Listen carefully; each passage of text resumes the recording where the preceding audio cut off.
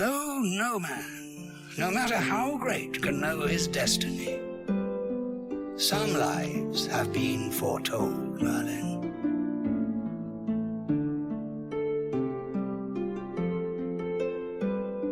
I am a sorcerer. I have magic. Welcome to Myths and Magic, a fan cast about BBC's Merlin. I'm Edith. And I'm Naomi. Welcome to episode 14. Today, we're going to talk about my favourite character from The Lord of the Rings. Her name is Arwen. She's really cool. She's an elf. Yeah. Yeah, and I haven't had a lot to do with Lord of the Rings, so this is just Edith explaining this to me, and like an hour and something minutes of that. Yeah. No, she's not actually my favourite Lord of the Rings character. I don't want to be misquoted. My favourite Lord of the Rings character is actually... Hold on. It's probably Sam. Arwen. The relationship between Arthur and dear Gwen is what we are discussing today. But I guess before we get into that, we have a lot of unhinged energy to expel. So, Edith, I will ask you, how have the last 2 weeks been for you? Because we're back on like a 2-ish week schedule. I mean, it's been good. I've been very busy as usual. Of course. But it's been fun. I've had a lot to do at uni and been at work a lot, so I don't know. I'm a bit well put. Very well articulated. I apologize for my energy today, dear listeners. I'm hungover, full disclosure. We're like professionals, you know. This is a professional podcast with professional people. Absolutely. I would never be irresponsible and show up to work, because this is kind of my job, right? Right, kind of. Anyway, Naomi, how have you been? Well, I've started watching my favorite anime with my family because I haven't seen it, which, you know, I'm not smart because that just made me spiral, and all I've been doing lately is watching anime and playing saxophone, which isn't like bad, but like I really just am turning into like a goblin. I cried over Dr. Stone today. It wasn't even sad. Nothing sad happened. I'm just vulnerable emotionally. So yeah, that's how that's been going. And reading and whatnot. I have a lot of time to waste until school starts again, and I am procrastinating. I do have a job, which I'm also procrastinating on, but you know. But yeah, that's how that's going. Procrastination and anime sounds like a good time. Yeah, sure, we can call it that. Well, I think for the Merthyr episode, we were also extremely tired at the beginning because we recorded that 7 a.m, if I remember correctly. So I don't know if this is a theme. I'm not sure how we were for the More Gwen episode. If this is a theme that we're tired during stuff like this, but hey, yeah, maybe we'll wake up. Maybe we'll wake up when we start discussing some spicy takes. No, I feel like Arwen is a ship where either I don't see a lot of spicy takes. I either see people being like, I don't care, or I see people being like, it's fine. I don't know. I've seen like the full range, like anywhere from like, because I feel like there's been kind of this rise in like liking Arwen in the fandom recently. What I've gained, my blog right now is not exclusively Merlin anymore, but I do follow still like a lot of Merlin people, obviously. And I feel like there's been an uptick in it. So I've seen like everywhere recently from like really high praising opinions of Arwen, but like I know that there's also those like really low aggressive, for some reason really aggressively against opinions of Arwen, and of course everything in between. So I think it does run the full spectrum, and there is like kind of a pickup on positivity lately that I have witnessed, I guess, from things I've seen personally. So yeah, I think I used to see a lot more people being like hateful towards Arwen, like back in the day, But I realized that fandom spaces have changed a lot since like 2013, and maybe people are like more aware of, misogyny. Yeah, I was gonna say Yeah. we are gonna do like the good, bad, and fix it kind of thing that we do with all the other ship episodes.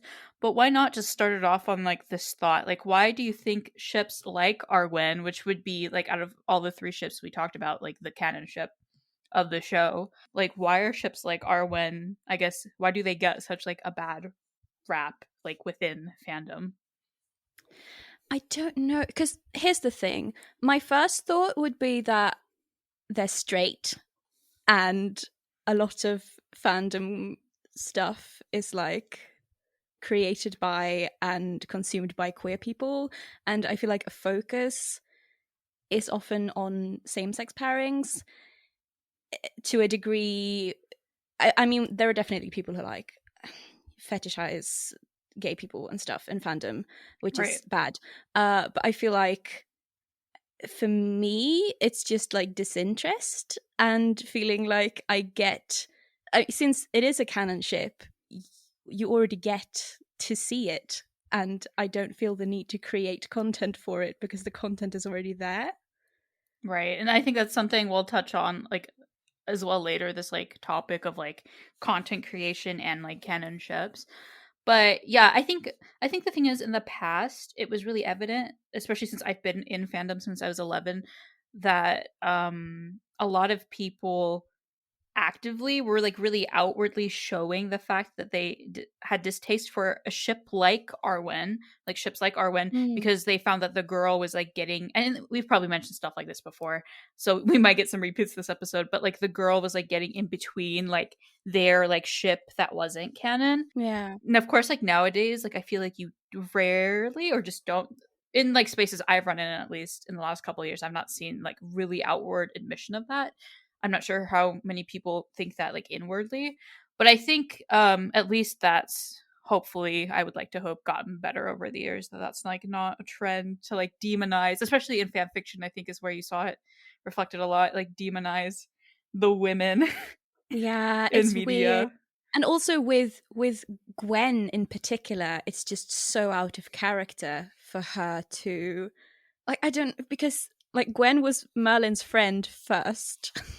Right. And then she became involved with Arthur. So it's so weird to me that people would see Merthyr as a relationship and immediately think like Gwen is an obstacle here. Right. I don't know. It's just, yeah, it feels very off to me. I don't know.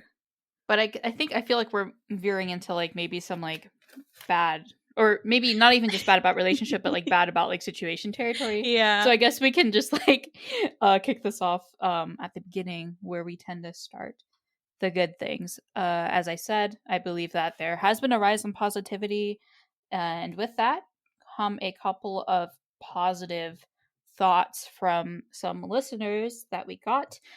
I will say some of these messages, a lot of you that submitted these messages combined kind of positivity with negativity, but the negativity that you guys pointed out was all pretty similar. So we'll hit on that topic in the bad.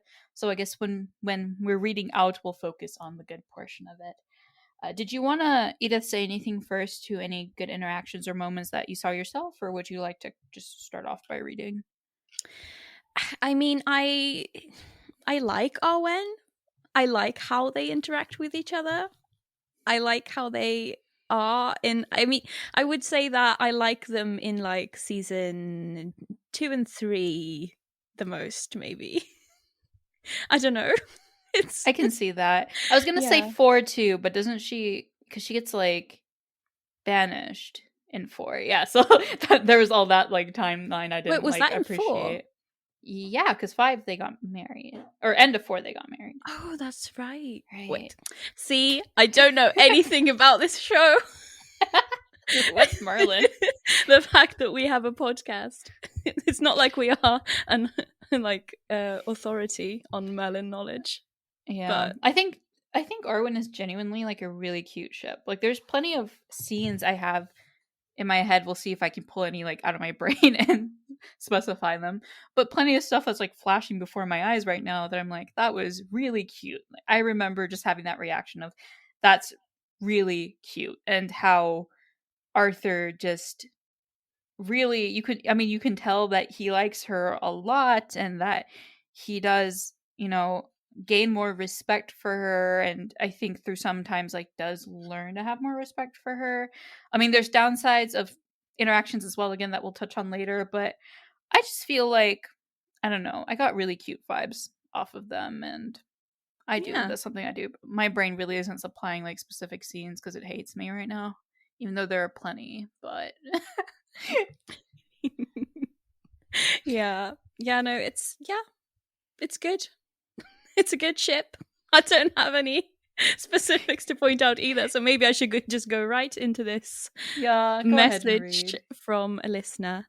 So Sir William of Deira says, I think the most important thing about Arwen is how Arthur calls her Guinevere, even though everyone else calls her Gwen. It's just such a lovely romantic touch. They are still one of the most indulgently romantic fairy tale couples I've seen on TV, and I love how the show went all in with the romantic music and the sunlit kisses, etc., etc. I think it sadly suffers and sort of stagnates a bit in season 5 because it essentially reaches the conclusion by the end of season 4, Arthur and Gwen getting married. I mean, yeah, the last bit, absolutely agree, but also it is really cute how Arthur calls her Guinevere. I think it's really nice. I do also like the name Guinevere. It's like nice hearing it and stuff. It's a really good name. Yeah, they're right. Like they do have this like all these romantic settings, and it's like, I think we were talking about this earlier, like off. I want to say camera. We are looking at each other right now, but like I guess before recording, that they kind of are this like typical setup for a couple in like this type of show. But I mean, that's not necessarily in some aspects a bad thing at all. It's cute to have these scenes. I mean, there's stuff that goes wrong because you have this like basic setup, but like as well, you get really nice moments, like very cinematic, very nice, very wow. My brain, as you can tell today, dear listener, is really good at articulating thoughts, and like I have these images flashing in my brain, but I can't for the life of me be like, in this specific scene, blah blah blah blah, because I have brain rot today. Yeah. I wonder if that's like because of the fact that there's not enough Arwen content made in the fandom, that maybe the scenes don't stick as much. I mean, there are certain scenes from Merlin that I've seen in GIF form so many times that I can like quote them, because I've seen like more times than I've seen them in the show. I've seen them just around and people refer to them so much, but I don't feel like there are specific like Arwen quotes that people use. Yeah, because there's like, I mean, like one that I seen a lot in like GIF form is like with All My Heart, like that scene, like I can remember, but like I didn't really want to, I don't know, wasn't like moved to use that as an example for anything just now. I like the proposal scene with all the candles. I thought that was really cute. My brain's like trying to pop off now. I like where like they rescued Gwen, and then like Arthur's like looking at Gwen and Morgana hugging, and like, he's like happy that, that like Gwen's safe and they're together, like stuff like the crowning scene, like very much their wedding, all adoration. Like I have those moments, but it's like I can't like articulate anything specific with them. I'm like, they're there, they're really cute. That's my comment. I'm like, it's really cute. Like I have positive feelings. The shared myths and magic brain cell is really doing her best today. I know we're gonna go off on like one specific topic at least in this podcast, so I mean like it'll go into overdrive eventually. Yeah. One good thing, okay, this is, I guess we'll get to this and then we have some more like good things to read that you guys sent in, but one good thing personally is kind of the representation their relationship has. Well, for me specifically, kind of I almost wish I had this when I was a child, because I don't know, as someone who, so again, I'm mixed. I'm half black and half white, but definitely not white passing at all. And for someone with that background, I kind of grew up thinking that I was less desirable, like that darker skin is less desirable because that's like what I had seen in the media, and that wasn't something that people wanted. And like, I mean, and to clear it up, I am like a lighter skinned person. So like people, you know, with darker skin than me even have it rougher with thoughts like that and like realities like that. I mean, it's really stupid and dumb and everything, but like even as like a child, I felt that notion that I was less desirable because, you know, of the color of my skin. And even watching Merlin at 21 and 22, I'm trying to no, did I turn 23 last year? Okay. 22 and 23. It was really nice to see Gwen kind of, you know, have like this relationship and become queen and get romance and all of that stuff. Like it really spoke to my little heart, and I'm sure it spoke to a lot of girls out there Yeah. like me who felt like that when they were younger. So like representation wise, I feel like probably did a lot, especially to elevate Gwen to like the status of a queen. Like I don't know, that's something I wanted because I remember seeing something similar though in my youth and having a moment of like, oh my gosh, like I am desirable, like I, you know, romance is like a thing, blah blah blah, like all that stuff. I don't really know how to articulate it well, so I hope listeners who can like relate to that you kind of get what I mean. But Yeah. it is in that sense the representation pretty important and like an important thing to show on TV, you know. Yeah.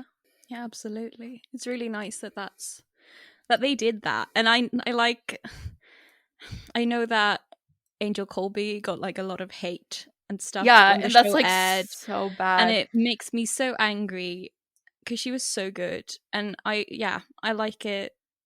I like her. I like them. I just yeah. I think Yeah. you articulated it very well, and I think I'm trying. But I think I'm because I know there's people out there that aren't going to be able to relate to that are going to be like, you know, it doesn't matter, like I don't see color, like, you know, clown nose honk honk. But these are the same people that are out here like, I just don't think Angel Kobe was a good Gwen or something. Like, I mean, it's very obvious like their reasons are like set in like racism, whether consciously or subconsciously sometimes. yeah, And I don't know, the same people who are like, well, it doesn't really matter. It shouldn't be a big deal. I'm like, yeah, it shouldn't, but obviously it is that like people are coming after an actress like that, you know, for the color of her skin. Like it's ridiculous. yeah. Obviously, we haven't moved past that. I wish we had. I really wish we had. Yeah. Yeah. But that's like one thing that I'm like, even though I don't actively like, I think Arwen's cool and everything. We'll get to this more in like the fan fiction section we usually do. But even though I actively like don't participate with like Arwen content, like I appreciate it from afar just because like I know it would have done so much for young me as well. Yeah, So yeah. it's Yeah. good. Why do I low key want to create Arwen content now? I feel like Inspiration inspire the youth. I don't know. it's mostly just because I want to draw Gwen because she's cute. Valid. Have I Valid. mentioned I'm queer? Moving on. Women. Well, we have some more good things you guys sent in, and then maybe our brains will produce some more opinions that aren't just like cute, and then we'll move on some. We have this thought from a listener, an anonymous listener, who says, my favorite thing about Arwen is that Gwen is the only person in the show that regularly treats Arthur with emotionally healthy love. It's almost like she taught him not just to be a nice person, but also how to love someone. I, for the first part of that, will say, like, it is really, like, out of all the relationships, pretty healthy in the way that they show love to each other compared to some of the ones that we've talked about on this podcast. I will say that much. So it's like, yes, like, that is refreshing that I'm not just, like, the way that they interact with each other, terribly problematic, because not really, actually. Yeah. It's good. And I get how that I feel like maybe that's also contributed to people not creating as much content because it's like there's no, I don't know, I feel like people with fictional romance, I feel like people are looking for conflict, and while there is conflict in that Uther wouldn't let Arthur marry a servant and all that, I feel like the lack of conflict is like it makes it like it's not boring per se. I just feel like maybe that's another reason why people don't feel as strongly about Arwen, because they're just good and it's nice.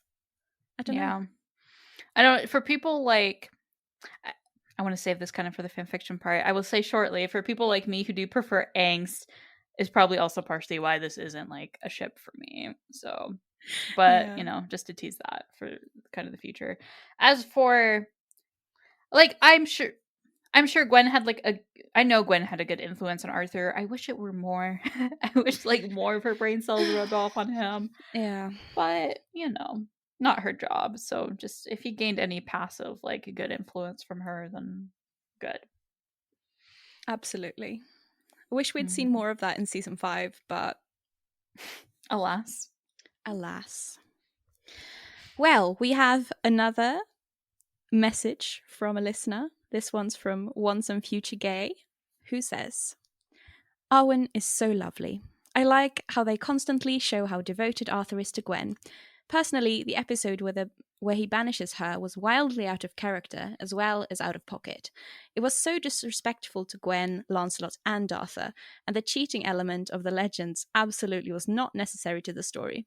Not only that, but making her lose her agency and slandering Lancelot's name makes it even worse, somehow. But at least there would be consent in a different situation. Anyway, back to Arwen. They have so many sweet and tender moments that are so domestic and heartfelt, and I love how Arthur looks at Guinevere like she's the only person in the room. Anyway, Arwen writes. Yes. This is actually a good segue into like some of this anyway, into the bad, so I'll focus on the stuff that isn't that. I mean, we've said basically these things. Sweet, nice. And like, yeah, this nice devotion to Gwen. All the good stuff, I guess. Do you have any last minute thoughts before like I really take the stuff in this and run with it for the bad? I mean, I feel like, yeah, like we've said, they're good and they're lovely, and it's nice that they love each other.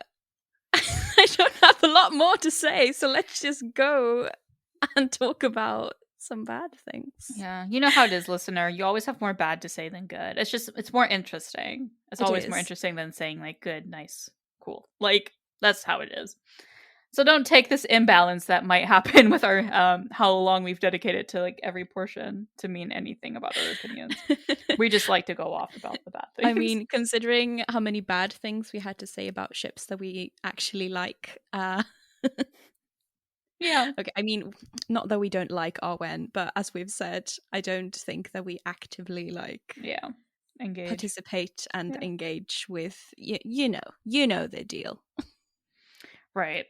Anyway, here are the things that multiple people have brought up. One was this like cheating arc that happened. I mean, that they also took from the legend, so not like BBC Merlin just pulled that one out of thin air.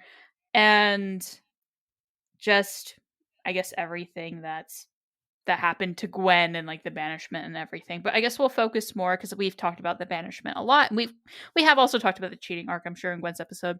I have amnesia, I don't remember. But this cheating arc kind of thing. I don't know. Do you have like anything to say to that, even in regards to like the legend, I guess? I mean, I think personally, as a person who enjoys a good bit of drama in my life and in my fiction, I'm not against having the cheating arc in the show, but I'm not like, I don't like how they did it. First and foremost, like, it's not like Gwen actively cheated on Arthur by her own volition. She was ever. Like under some magical influence. Yeah, and I don't. I mean, if I wrote the show, I would have just made them a really cute throuple and be done with it. You go, polyamory. But since that's not something that would ever happen in this show, I don't know. There's something about how they did the cheating arc that just made it not interesting enough to even have in the show. Yeah, part of me is like, they could have done something else. It really was an excuse to like push in drama and separate Arthur and Gwen. Because like even like in the legend, like she was like acting out of her own accord and like willingly, wanted Lancelot. And in a way that like at least like retained her own like, what is it called? English eludes me right now. Her own agency. There we go. In the situation, whether, I mean, not a good thing to do, but she wasn't under any magical, as far as I know, again, I'm not no like master with the legends, but as far as I know, she wasn't under any type of influence other than her own. So it was kind of this weird half-baked thing they brought into the show, and it was like, this is just weird. Yeah. Did you know that in the legends sometimes it's Mordred that she cheats with? Huh? I did it. Now you know. Well, one more thing that I could have lived without. I just felt like the fact that I know, now everyone else needs to know as well. Wow. That's like, I feel like that's worse than like going with Lancelot, like worse blood Arthur. Yeah, it's not good. Because like it is in that version, is Mordred still like Arthur's son? I don't think he is in that version, but I'm not entirely sure because it varies a lot. Yeah, I'm sure we'll get like corrections in our inbox if we've probably. really. But I do know, really gone wrong here. I do know that the first written down versions of the legend don't include Lancelot at all. Okay, he was a later addition by a Frenchman who just wanted to add his really cute French knight OC. That's basically what happened. Oh yeah, I remember us talking about that. Love that really for him though. Yeah.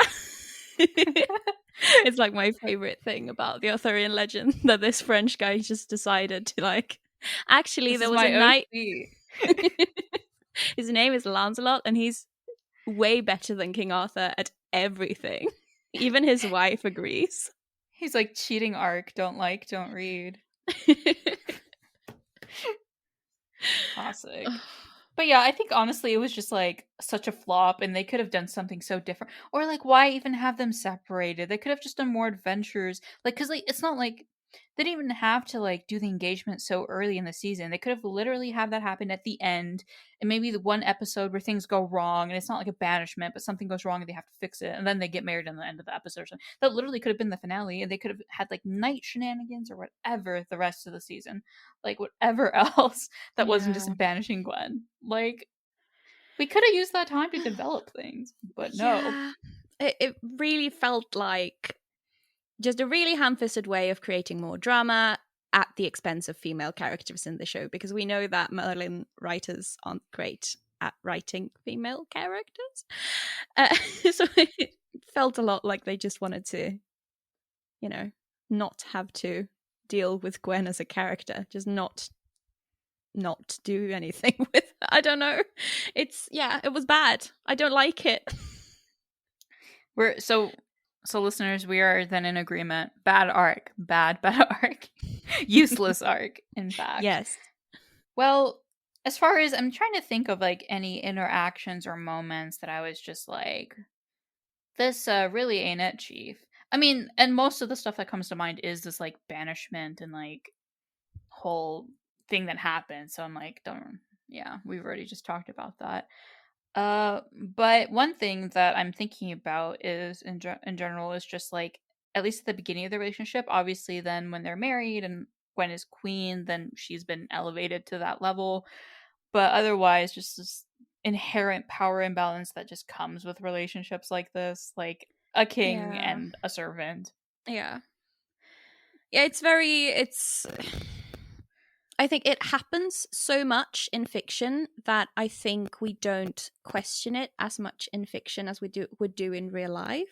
Right. Because I mean, I've had like acquaintances who, for example, start dating their boss or something like that, and the complications that follow, because obviously there's a power imbalance there that can be really tricky to deal with in a relationship. And sometimes it works out great, but other times stuff happens.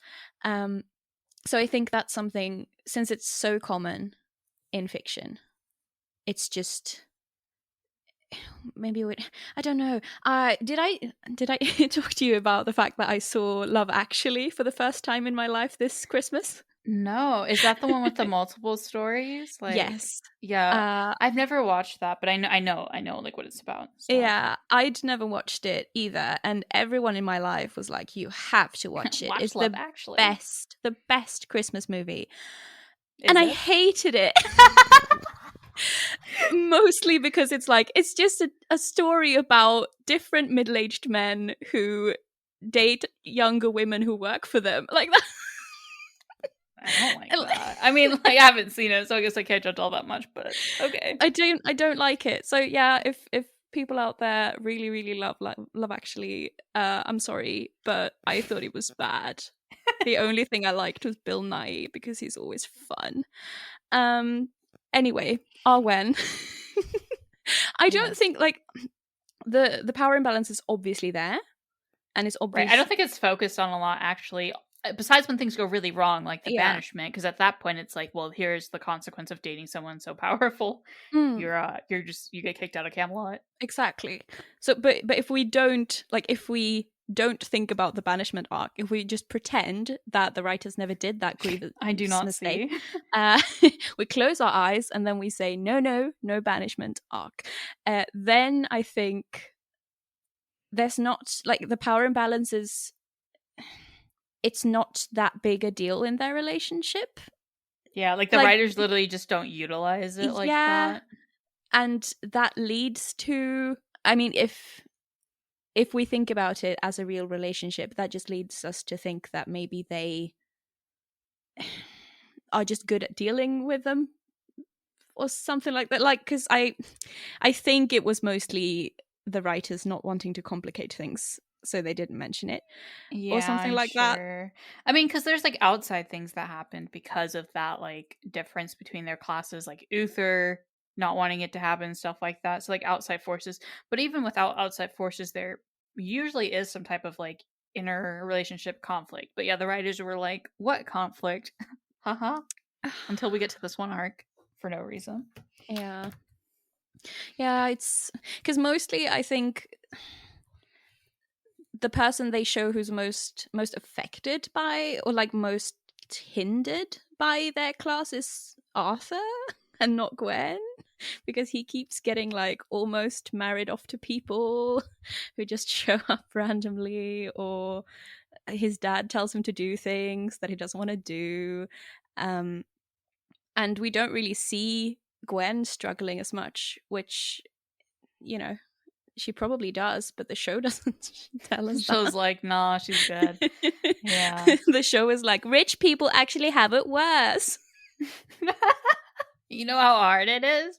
I mean, I don't doubt it's like hard to rule a kingdom and everything, but it's like literally it's like you who's like poor and like had your father killed and everything, your life isn't as hard as mine though. Yeah. I mean, they have different struggles. Like, I don't want to say because Arthur went through hard things too, but it's different. Like, it's just different. I mean, it's probably just the case of the writers not wanting to do like a class analysis in a kids show, which I think they absolutely should have done. So the struggles we see Gwen go through have very little to do with her standing in society and stuff. While Arthur is, I mean, he's the king or the prince, depending on what season we're talking. So he has to do certain things. Gwen's just there. She's just doing her own thing. She doesn't have as many complicated duties to perform. She's a servant. She's just living her life. That's how it be. Yeah. I do want to also talk about the fact that Arthur dates Gwen through Merlin, which is really weird, and I don't like that. Like, maybe like it's different if he's a wingman once or twice, but like literally in season 5, he's like, "Bring me breakfast so I can pretend I brought it for her." I'm like, excuse me, what? It's very bad. It's just one of those things where it shows Arthur being one, very unaware of his own privilege and just willing to use it at any point. And also, why is he dating like a 12-year-old? It's like, you know, in middle school when you're like, can you ask that person for me if they want to go on a date? Because I don't dare to ask them. Like, it's it's very much that energy, but they're grown adults, so they shouldn't act like that. Right. I get, because of where Arthur was with his character in season 2, being like, Merlin, get me food from the kitchens. I'm gonna pretend I made this dinner, you know. And but this is also, this episode's really good for Arwen, where Gwen like basically just tells him off, like, you don't understand how hard it is, like all this stuff. That is a great Arwen moment. Should have gone in the good. You know what? But, I can't believe I said that they don't do a class analysis in Merlin, because they did Right? have that scene. that one scene. Marxist Go off. kings, the writers of Merlin, they did that. They said down with capitalism and monarchy. But in season 5, I mean, and there's a difference between him being like, oh, Merlin, can you go get us breakfast? Because as a servant, that's technically Merlin's job. And Fair. Merlin, get me breakfast that I will then pretend I got. It's like, are we back to season 2? Like, what is this? Again, I know I went off about this literally in every other episode, whatever, whenever I mention Arthur. But what is this backwards development? Like, it's stupid. It's very stupid. And it's very much just... that, yeah. It's like they don't understand character development. Like, it's just I'm right really now childish. seeing Naomi change the script so that there's not a swear word in one of the asks coming up. I'm ever vigilant. I meant to change that earlier. But yeah. Anyway, childish behavior. And also, I think we did bring this up in the Gwen episode. Again, some repeats, but also, like, Gwen just appears to be like his mother sometimes, which makes me really uncomfortable. Yeah. Like, why is she portrayed like that? You know, whatever. It just, I don't know. For me, that's just really weird. Like, that's not like cutesy. That's like, he's like a grown man. Yeah. You know? Sadly, I've seen relationships like that in real life. They're not that uncommon. Yeah, I know. Women do have to put up with a lot from men, huh? Rip. Well, it's not good. It's, makes me feel a bit, but also, since it's such a common trope, it's like, I don't think the writers even thought about it. They're like, ha, funny. This is how relationships work, right? They were like, women are nurturing. This is just how women are. She should behave like this. Oh, I don't know. Well, we can get into some asks that kind of touch on some things we already mentioned. But there is this thought from an anonymous listener who says, Arwen is incredibly cute, but the writers messed up by reducing Gwen's side after she came back from her banishment. It was all focused on Arthur, which is important, but unfair towards Gwen. Also, it's not fair from fans to ignore Arwen, or rather Gwen, in favor of Merthyr. What are your thoughts? I guess there's kind of two parts to this, that they messed up her writing, kind of coming back from banishment, and then like the ignoring of Arwen in favor, or Gwen in favor of Merthyr or anything else. I think the last part, we touched on it in the beginning, this tendency in fandom to sort of ignore a canon partner in favor of a ship. And I think,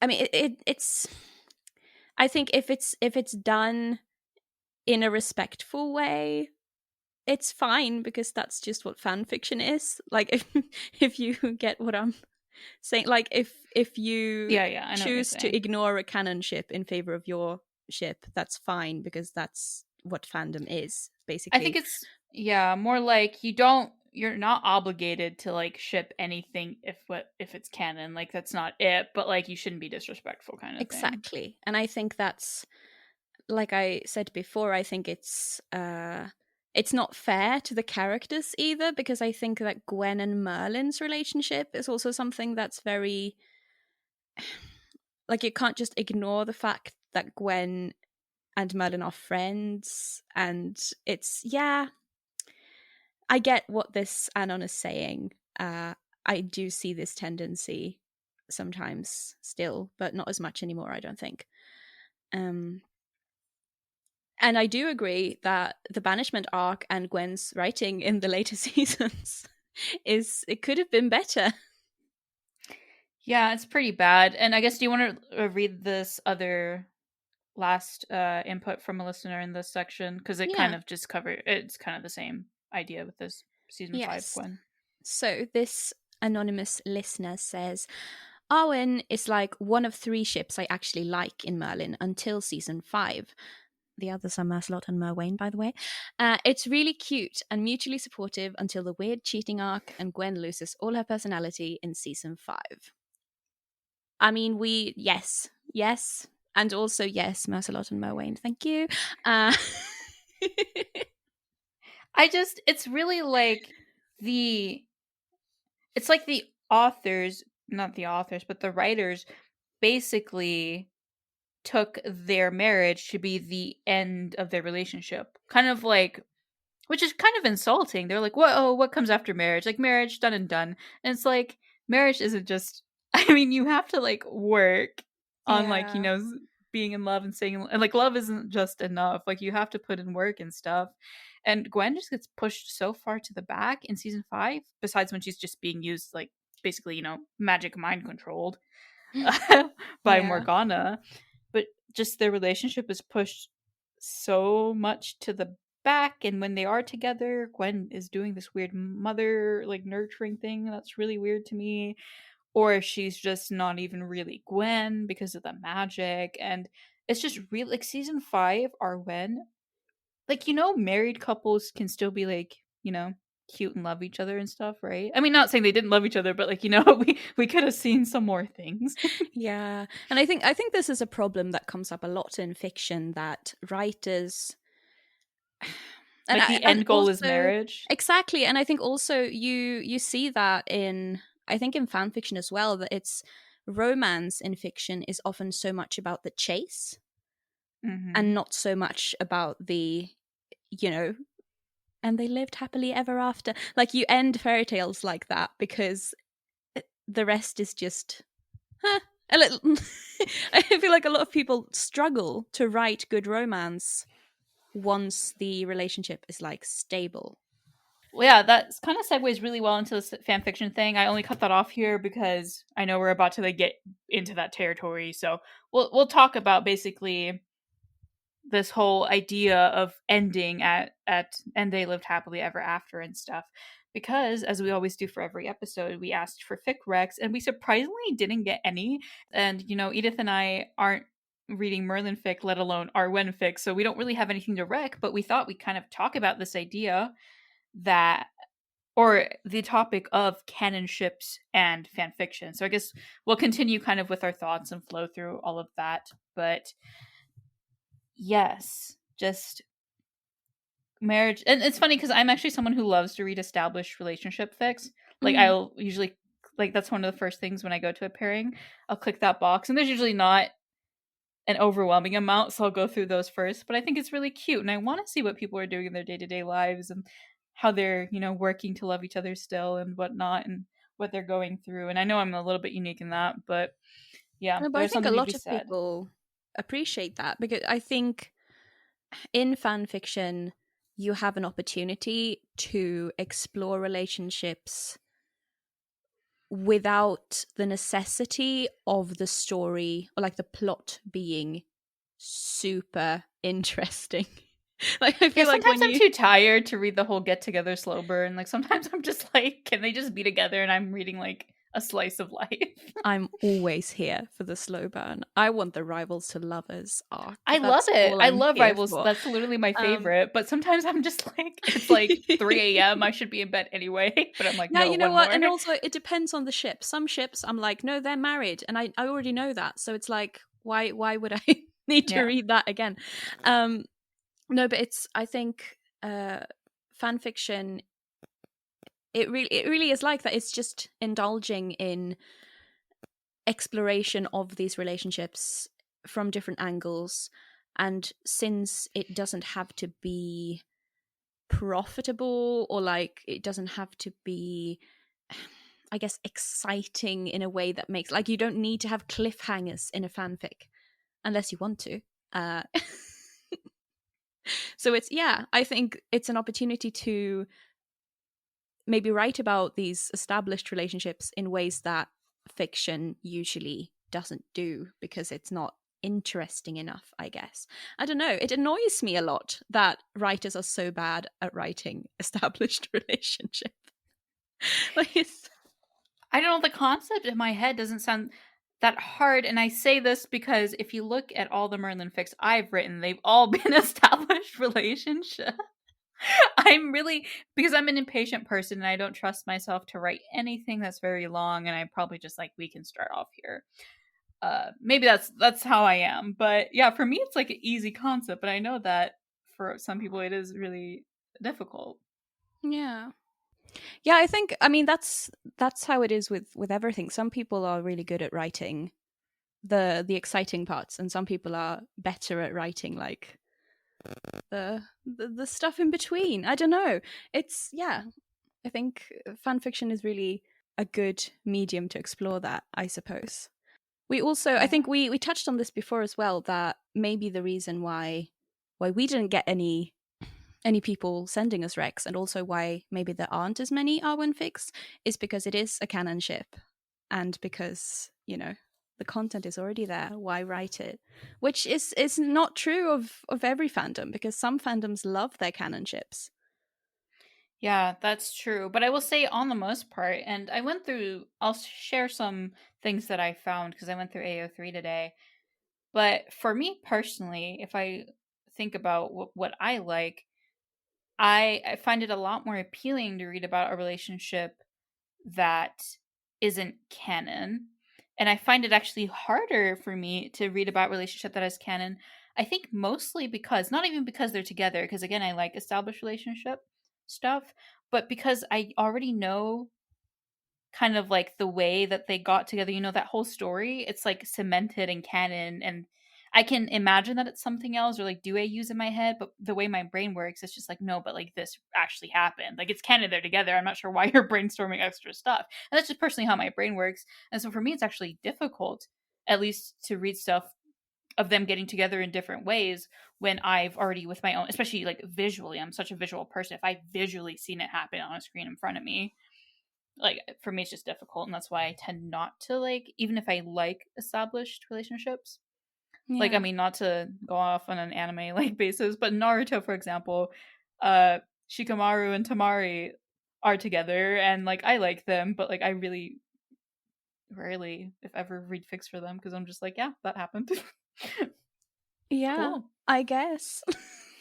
Yeah, no, it's different. I think this also falls under my favorite little theory that these big and passionate fandoms often form around imperfections in media, and that like the perfect TV show that everyone likes perhaps doesn't have as passionate a fandom because there's not a lot to rewrite.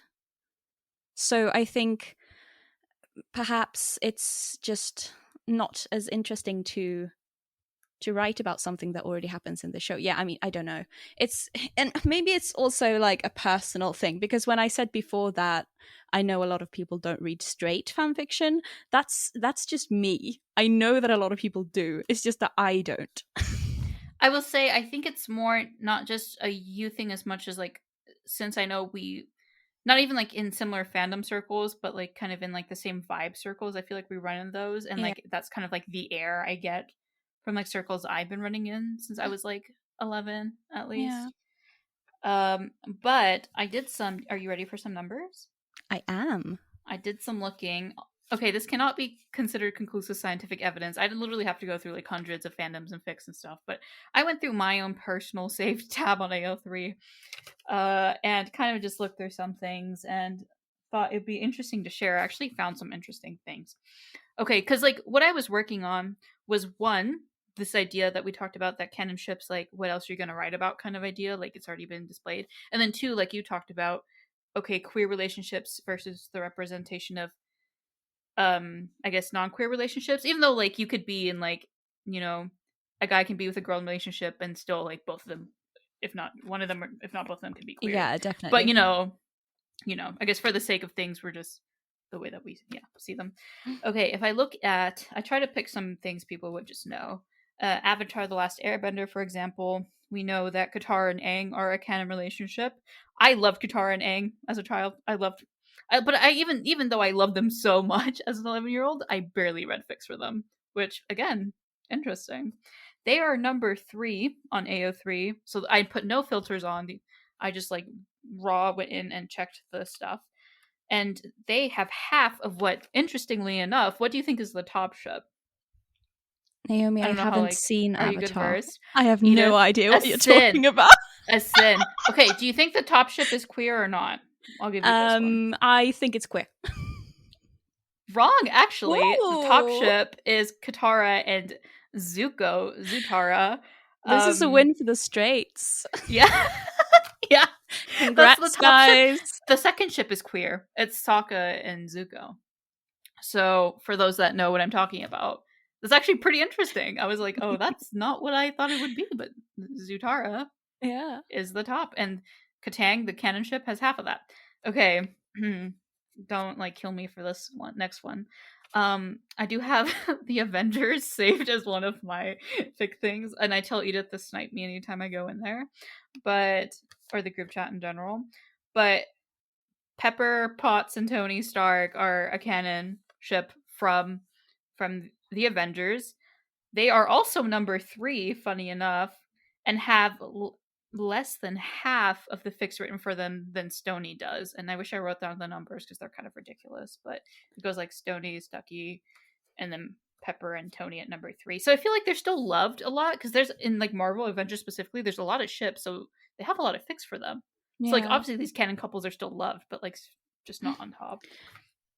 I think this is interesting as well, because as someone who's often been the reader of the 3rd most popular ship in a fandom, I've often been there, just, crossing the little box, 3rd from the top. It's also a lot of, I can imagine that a lot of them are like, the ship is in the fic, but it's not the focus. Yeah. Like, it's a side that pairing. Could be it. Because I remember being super annoyed at that when I was in certain fandoms, that I was looking for fics about a certain ship and then they were the side pairing in everything. That happens a lot too. That does. Well, this next one, Edith, it's Harry Potter. So wow. Can you guess what the top ship is for Harry Potter? I think it's Dobby and no. No, I know. I have numbers for this one. Proper science. No, you know what the top ship is. Yes, it's Drarry, right? It is. It's Drarry. Yeah. Drarry is the top ship with 48,141 fics so far, which is actually lower than I thought. The 3rd place belongs again to a canon ship. The 2nd place isn't canon, but I don't remember what it was. Is it Wolfstar?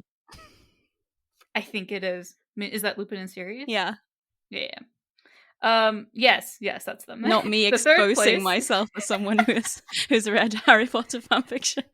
I haven't even read that many, and it was a long time ago.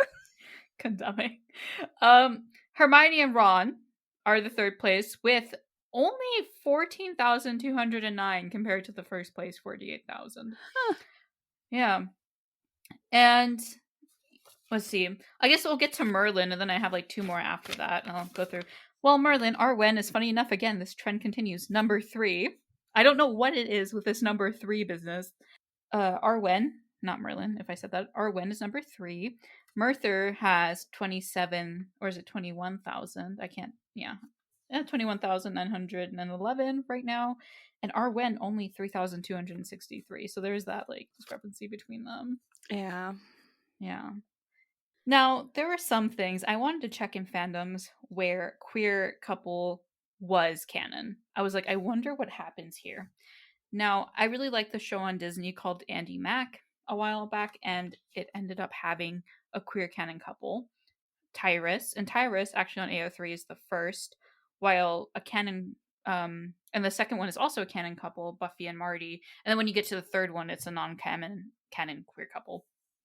But what I will say about Andy Mack is that Tyrus, no one knew if they were going to get together or not. They literally got together in the last episode, as well as Buffy and Marty. So I wonder if that has more to do with the fact that people had been writing fics the entire time, and because they got together the last episode, it wasn't like people legitimately, I remember being there for this, people didn't know if it was going to happen or not.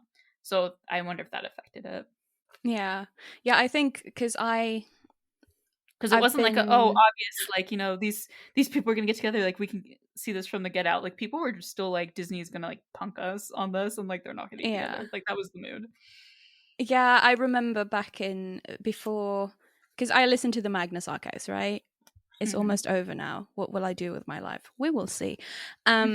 And I remember before, like, because spoilers, but you know, John and Martin get together at the end of like season, what was it, 4? So it takes a long while, and people were like shipping them since season 1, I think.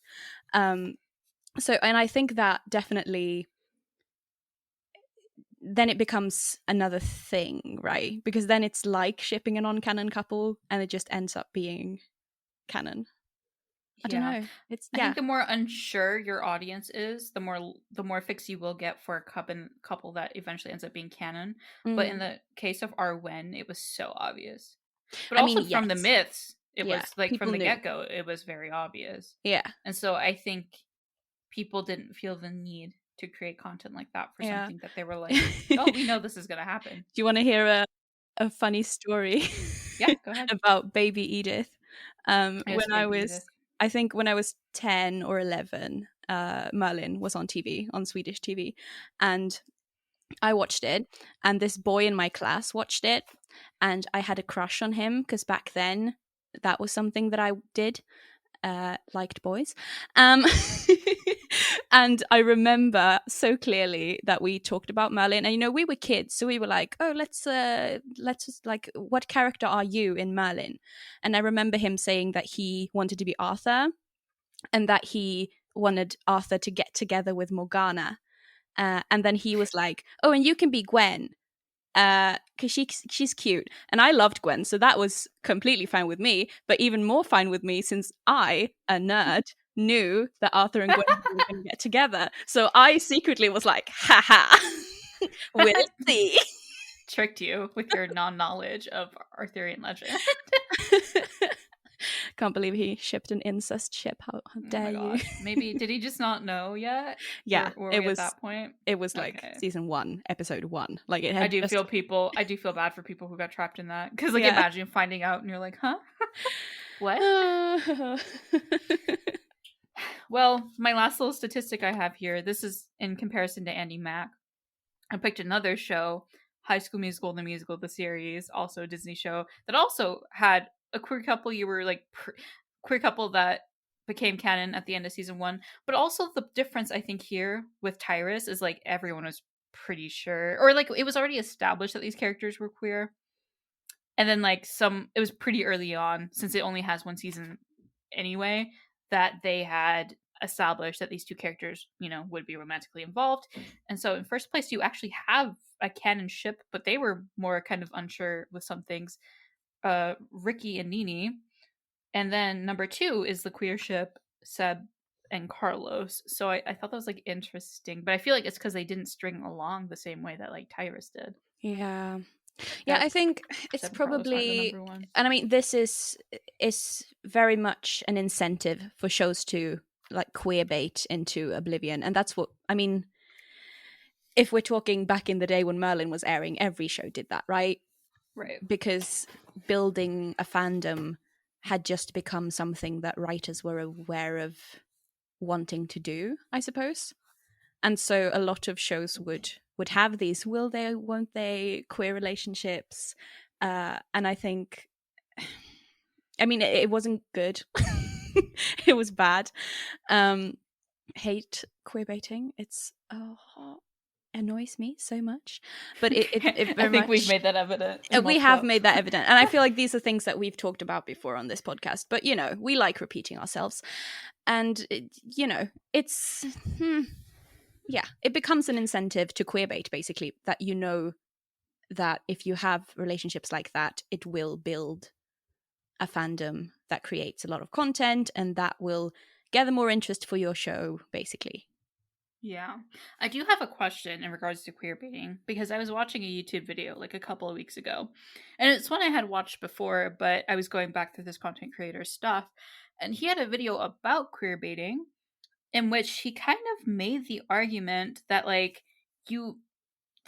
not everything, I guess, that maybe people would think falls under queerbaiting is queerbaiting, and that like we don't know if like characters, you know, are bi or whatever else, and that like it could be that type of erasure. And I thought it was really the way I'm kind of summarizing it, so it sounds like kind of weird, but the way he worded it was very interesting, and I could see things in some ways. But at the same time, I think my main problem is that like I think you can headcanon stuff like that, but I do not feel comfortable giving writers that type of credit. That it's like, Yeah. you know, a character maybe in the way that I would see as queer baiting, how he acts with another character, but then he ends up getting together with like a girl. I mean, yeah, I can headcanon that he's bi too, like that's something I could do, but at the same time I'm like, do I feel comfortable giving the writer that like credit? Yeah. You know? Yeah, and I know I've talked a lot to one of my friends who's bi, and she's really annoyed with the fact that like bi people in shows usually end up with a character of the opposite sex, because like even if the show writers are like, yeah, this person is bi, if they only have relationships with people from like the opposite sex, like it feels, I don't know, it feels like empty representation. I don't know, because of course there are bi people who only are in those relationships, and that's completely fine. Like there's no judgment from me. But if you want to like represent bi people in a show and do it in that way, I don't know, it feels like you haven't really done anything. I think to that point, it's a lot harder to distinguish something like that, because I really, at that point, cannot know so much what the intention is, because it's not, in my opinion, it's not a false way to represent a bi person, because every bi person has different experiences. Now, if that's the only version of bi people being represented on media, that's a problem. Exactly. Because again, every bi person does have different experiences.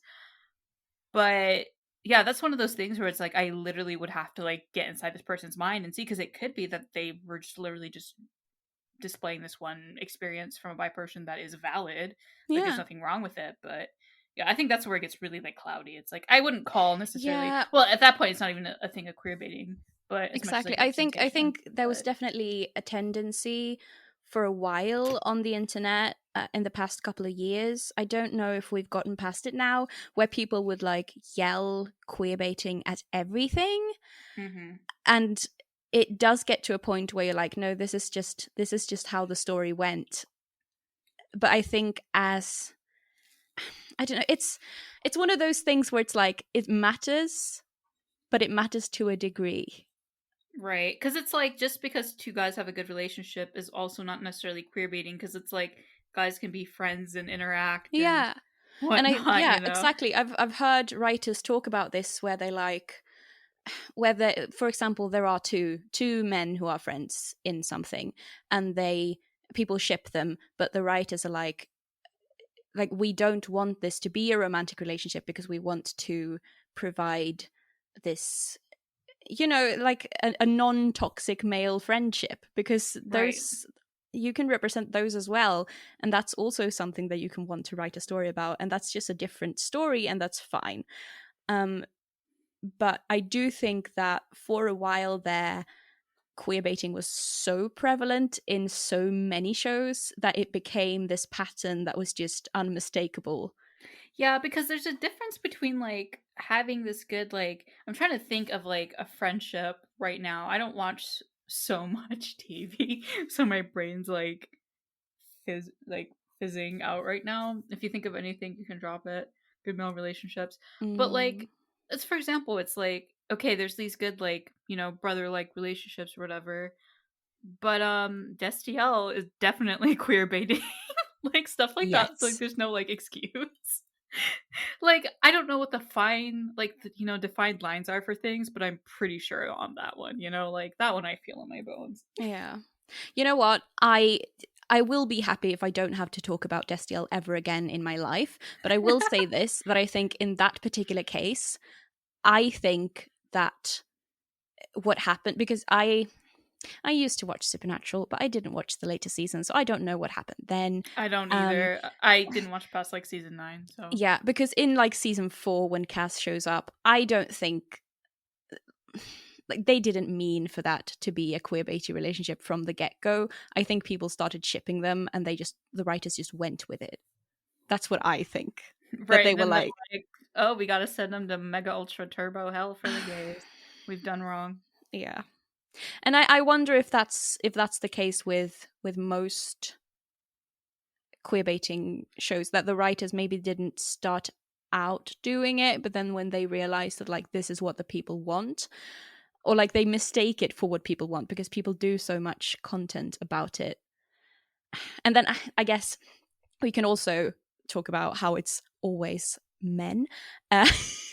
It's like every show that is like, oh, we have two attractive, often white, straight men who are really good friends. We've opened the door for the queers. Like, it's right. I'm like, okay. Yeah, I don't know. It feels. Yeah, that was really much the culture, though, because even shows, I feel like, we've definitely mentioned this before, so I'll be quick, but even shows like Teen Wolf that had actual queer ships, like, the writer, literally, Jeff Davis, literally queer baited so outwardly, like, two characters that they never, like, delivered on, like, being together.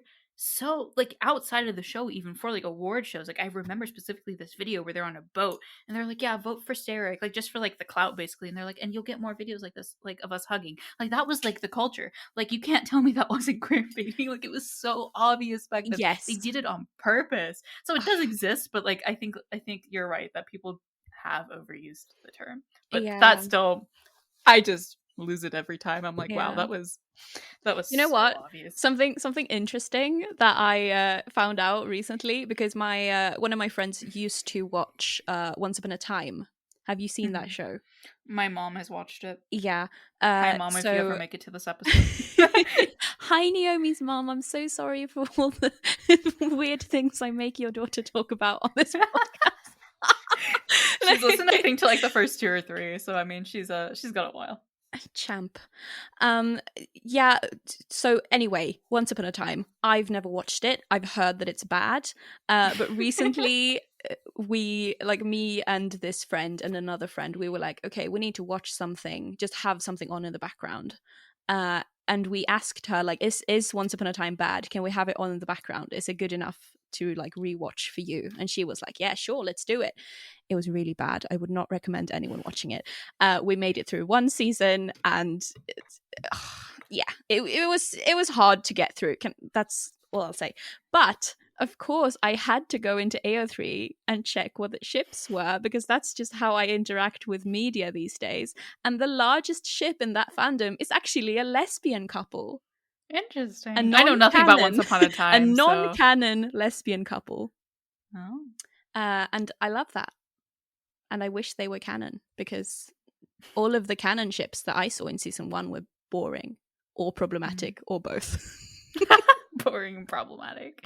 I love how we've, like, gone on this, like, queer baiting tangent for Arwen of all ships. Like, that doesn't apply at all. You know what? I think that Arwen as a couple have very much the bi-wife energy that I hear the kids talk about on TikTok these days. Yeah. I think that Gwen is probably bi, and that's great for her, because I remember in season 1 when she looked at Morgana and was like, isn't she beautiful? Refer to our more Gwen episode. Yes. Well, that's what I'll say. You know, why watch Once Upon a Time when you can just start watching anime with me, Edith? I don't understand. I do not watch anime, okay? I don't. But you I just could. don't. But you could If try. I'll ever watch an anime, it will be the Ace Attorney anime, and then I'll stop. Do you want to watch the Ace Attorney anime? Should we watch the Ace Attorney anime? Yeah. You Would guys are getting a do new that for podcast. me? Quitting Merlin. We're starting an Ace Attorney podcast where I just watch the Ace Attorney anime with Edith. Anyway, so yes, that's our thoughts on just fanfiction in general. Queer baiting tangent. And all, funny enough, on anime for a second, this does have to do with fanfiction. I was trying to find, because like I knew a lot of specific animes that had like queer ships as well, where I was trying to regulate. The problem is with anime, though, usually if it has a queer ship, they always have this pattern of threes where there's then 3 queer ships and they're all canon. And so I was like, nah, that like fanfiction meta is going to be so skewed, because then there's like no, usually, yeah, the rest of the, and then I was like, oh, my other basis is like sports animes, but there's like no ships that are canon, and then everyone just gets ships together, that gets shipped together in like a whole massive like conglomerate. So I was like, no, I'm not doing that. So you've been spared of my weeb stats for now. I'm glad. Yeah. Well, back to the star of this episode. We just went off. I told you our brain cell would work in like overtime for one of these topics, and it was fandom and fanfiction. But we now that we've talked about fix, it's time as always to get to our fix it section, where we talk about canon and post canon things that we could probably, you know, maybe we can find solutions, you know, that would make things better. And we have this message from an anonymous listener that says thoughts on what they would have been like as an older couple if Arthur hadn't died. So I guess the fix it here would be Arthur lives. You know, they rule together. What do you think that would look like?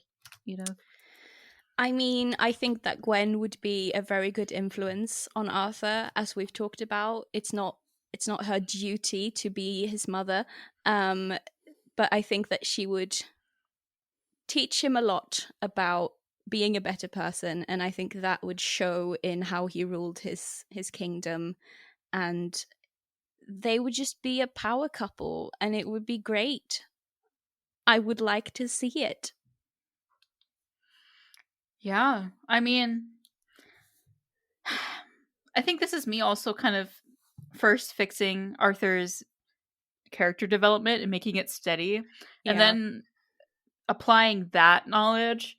I just think they would have been like really great and really cool, and I think together they would have, along with Merlin, they would have like brought about like a really peaceful era and brought about magic, like without all this bloodshed and stuff. I mean, the bloodshed, I guess, is then behind them. Arthur just happened to live, but yeah, I think that'd be really cool, and like, yeah, just nice. Now I'm just thinking about like magic being okay again, and just Gwen and Arthur ruling Camelot. Merlin can be the court sorcerer. It's lovely. Perfect life. Love that. Yeah. I think another thing I would just fix is, I could have mentioned this in the Gwen episode. I said this 100 times already, but I really want to see more of like, I don't know, Gwen doing stuff for the people as a queen, like because she has so much knowledge of what the people go through, and maybe they can then like do that together, and then with Arthur and Gwen together, they better living conditions, especially like tax conditions, because like taxes in Camelot are like wicked high because people like turn to crime basically because like they couldn't pay the taxes, you know, stuff like that. Like they could make a better Camelot for the people as well together. Like that would have been really cute, and then we could see more Gwen and just her influence in it all. And yeah, the people's princess. Well, I love this thought of them living together, being a couple without the drama, without the banishment, without Morgana trying to just mess everything up. I want to say, do you have any canon fixes? But I feel like we've like sprinkled that throughout, like rid of the cheating arc, since they didn't even like do it right at all. The whole weird season 5 Gwen arc as well, gone be that one. Yeah. I don't know if I would Arthur- remove the cheating arc, but I don't like the way they did it. So like Yeah, the way I they don't- have it, yeah. I wouldn't want it. Yeah, me neither. I think it's better to remove it completely if it's what it is.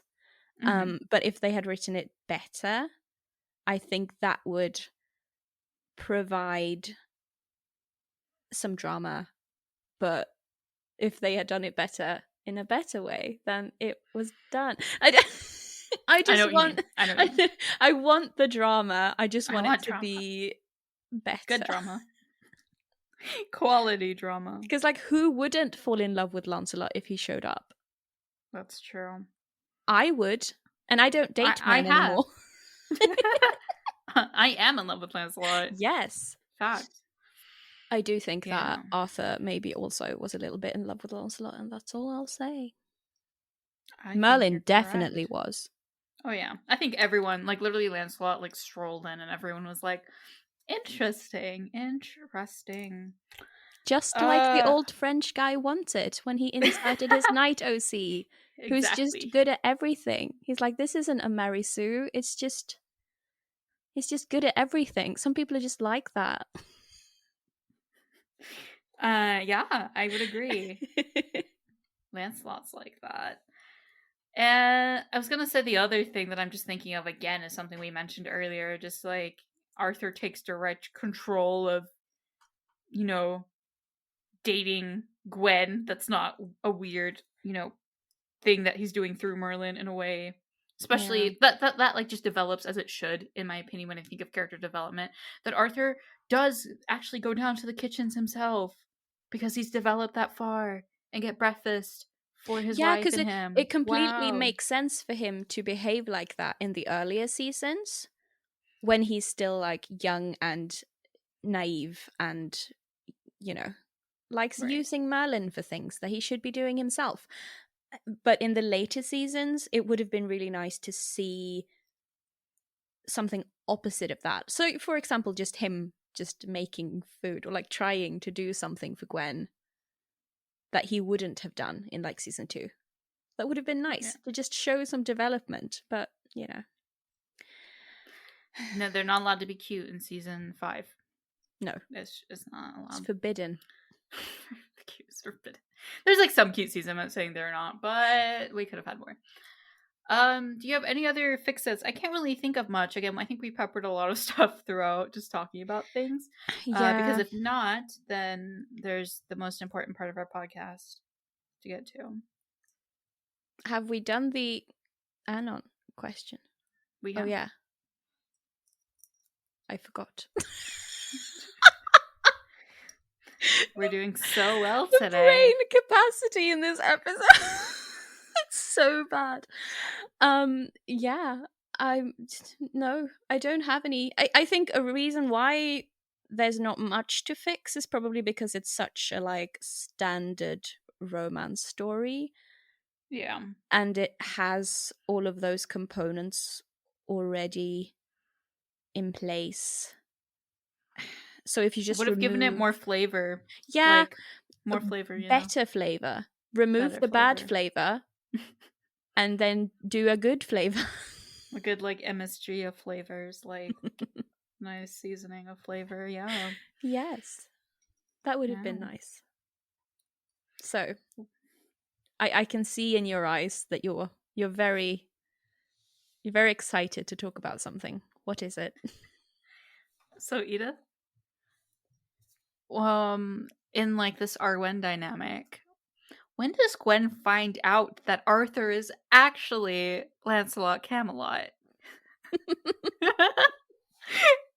I swear, I'm sure there's listeners out there that hate this. They hate this bit and they like exit out every time we get to it. But you know what? But I think we're so considerate to have it at the end every time. Well, we've recently. Sometimes. Recently. I know. Sometimes but you know, we evolve and we want to, you know, be kind to our listeners, and that's why we always do Nowadays, we always do the Lancelot Camelot last, so that if you hate this bit, you can just stop listening. Exactly. Bye, Well- everyone who hates it. Now let's get into the most important parts. Edith? Yes. Hello, kings who stayed. You are my favorite listeners. We've already discussed that Gwen loves Lancelot Camelot, right? Yes. Uh, Fangirl yes. of Lancelot Camelot. When does she find out? I think because I'm wondering if she finds out by way of like catching him or like seeing him put on the mask behind Like, I like to think behind he's the just like, tavern. yeah, he's left his stuff like strewn out, like, and she just finds clues. Like, I'm not sure why I've made Yeah. this into like Scooby-Doo for her. Like, No, she's I like- love that. I want Gwen to have a little Scooby-Doo moment trying to figure out who Lancelot Camelot is. Mhm. And I mean, because I think she would have to find out pretty early. I think, or like Yeah. not once they've not once she started dating Arthur. I don't think. Oh, that would be fun though. Like imagine she's smart, but I like to for the sense of story and like drama and everything. I want to keep it till they're dating. Yeah, because I just imagine if they had like a free card situation, like they discussed, and Gwen was like, "If I ever get the chance to sleep with Lancelot Camelot, would you let me?" He's like, no, what if like she gets Lancelot, like he's doing like an exclusive concert, and then for some reason they have their own version of tickets or like reserve. Like she's like, Yeah. I got 2 tickets to go see Lancelot, and like we're going as a date.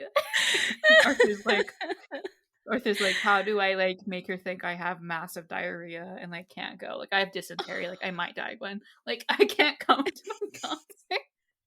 I'm also considering Morgana because she knows. Yeah, she for sure knows. Right? She found out early on.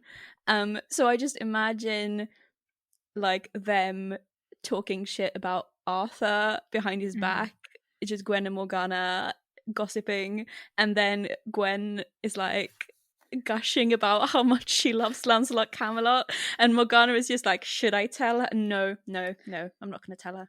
This It'd is be funnier too much that fun. Morgana tells her when she's like gone kind of evil. Like she's just like she's like, I'm gonna tell your biggest secret, Arthur. You're Lancelot Camelot.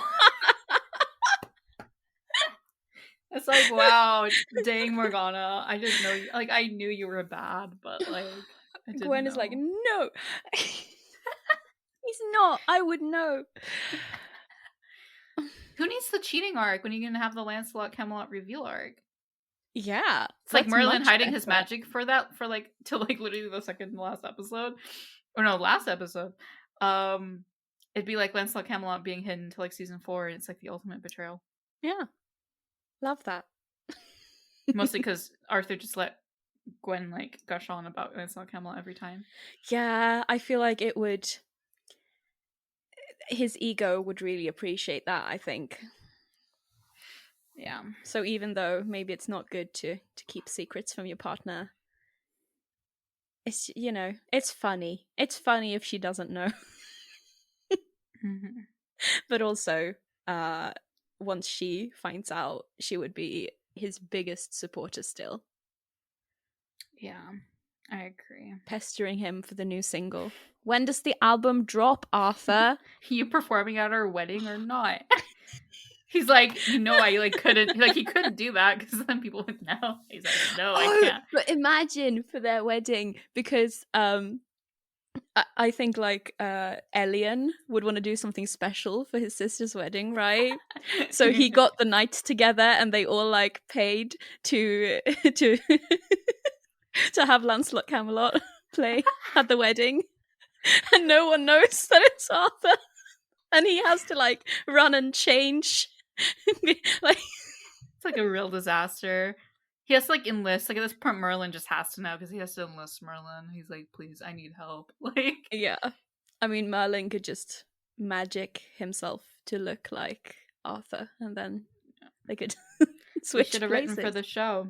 We should have been much written more for the show. enjoyable. This is the chaotic musical episode that we deserved, okay? It's the same episode as the wedding. Yes. Everything. Make the wedding a musical episode. That's all yeah, I it's ask. like a music curse on Camelot. Like, perfect. It's perfect. Literally.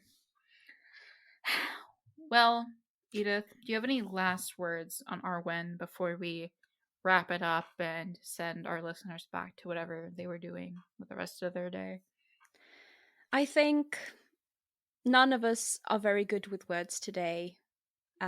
Maybe me more so than you. So, no. I don't have any other words. I've ran out. No, but you know what? I like Arwen. I think it's a good ship. I think more people should draw them because I never see fan art of them ever. And also, I think that they should be in like a throuple with Lancelot. That's all I'll say. OT3, fic is coming up. Starting writing it now. She's like shaking her head. No, I'm not. I'm never going to write Merlin fic. It's not going to happen. I'm so sorry. Yeah. Do you have any last words? I guess just to summarize some things we've already touched on, but yeah, Arwen, cute. You don't have to like Arwen, and you don't have to, obviously you don't have to hate Arwen, but you don't have to like Arwen if you don't want to. It's whatever, whatever is your jam, but obviously don't demonize Gwen just for your ship. That's really weird. And yeah, I agree. More fan art, whatever, I see the positivity rise again, like I said earlier, on this thing, on this relationship. So, if you want to keep that going, and yeah, make fandom a good, fun space. And it's always fun to talk about ships. So yeah, those are all really like disjointed thoughts, but there they are. There they are. Yeah. Well, with that, we will leave you, dear listeners, to have a lovely rest of your day, and we'll see you in 2 weeks. Bye. Bye.